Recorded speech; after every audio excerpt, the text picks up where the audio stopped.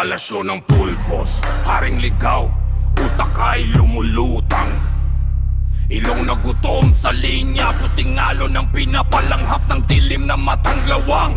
Bawat singhot niya'y kidlat na baliw, sumasayaw sa litid ng bangungot.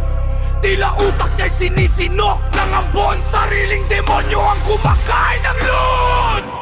Mesa niyang marmol, bakas ng gabi, puro multo ng pangakong nabubura. Lahat ng salita, nagiging bula, ulap na tinatangay ng masamang espora. Bangag sa kislap ng pulbos, puro peking refleksyon, parang salamin ng impyerno.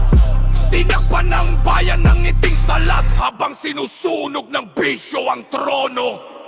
Puting alinda, kumakain ng hari, humihigop ng kaluluwa. Ang leader na lulong sa linya, nagiging anino ng anino pa.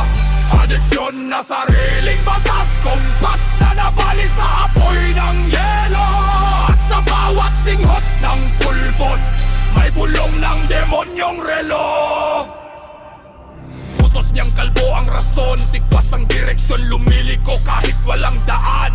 Parang tren sa dilim na nasagasaan ng preno, sinakal ng sariling kasalanan. Utak niya yumikot, orbit ang sabog at maling ilusyon.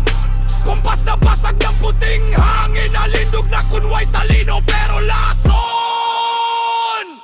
Puting alindog, kumakain ng hari, humihigop ng kaluluwa. Ang leader na lulong sa linya, nagiging anino ng anino pa. Adiksyon na sariling batas, kompas na nabali sa apoy ng yelo. At sa bawat singhot ng pulbos, may bulong ng demonyong relo. Hanggang bumagsak ang trono